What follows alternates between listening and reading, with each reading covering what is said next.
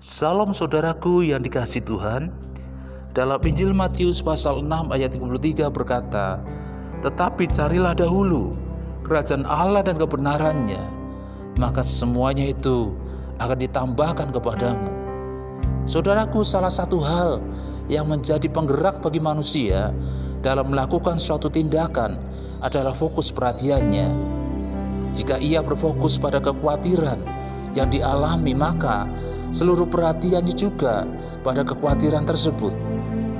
Manusia khawatir mengenai hari depan dan kebutuhan hidupnya.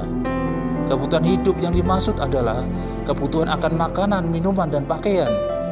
Kekhawatiran akan kebutuhan-kebutuhan di hari esok itu membuat manusia berfokus hanya mencari uang sebanyak-banyaknya agar kebutuhannya dapat terpenuhi. Harta yang dikejar dan dikumpulkan oleh manusia itu bukankah bersifat sementara saja, karena dapat rusak dan hilang. Rusak karena lapuk dan membusuk, dan dapat hilang karena dicuri oleh orang. Tuhan Yesus mengatakan bahwa bukan harta dunia yang harus dikumpulkan, melainkan harta surga yang tidak dapat rusak atau hilang karena dicuri oleh orang. Mengenai harta juga telah membuat mata manusia gelap dan jahat, sehingga menghalalkan segala cara untuk mendapatkannya. Mata adalah indera yang dapat menarik hati manusia. Ketika melihat gemerlapnya harta dunia, manusia cenderung ingin memilikinya. Tuhan Yesus menghubungkan antara mengejar harta sama halnya dengan penyembahan berhala. Ia berkata bahwa tidak seorang pun dapat mengabdi kepada dua tuhan sekaligus. Artinya, jika kita mengabdi pada Allah, harus sepenuh hati dan tidak boleh terikat hatinya kepada harta dunia.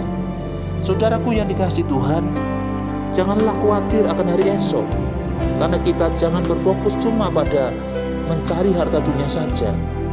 Tuhan Yesus mengajar kita agar kita sepenuhnya fokus kepada perkara yang kekal, yaitu mencari kerajaan Allah dan kebenarannya.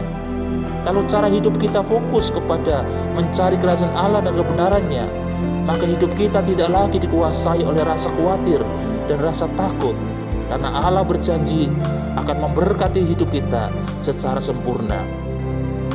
Saudaraku, dengan hidup kita mengarahkan perhatian kepada perkara di atas, maka hidup kita tidak lagi terikat dengan harta dunia yang sifatnya hanya sementara saja.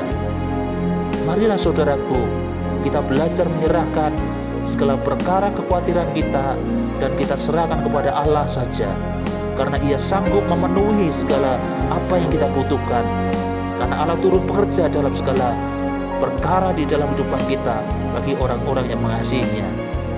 Allah Maha tahu, maka Allah akan memberikan kita apa yang kita butuhkan dalam hidup ini, baik kebutuhan jasmani, apalagi untuk perkara-perkara rohani, asal kita belajar untuk mengutamakan perkara rohani lebih utama dari apapun.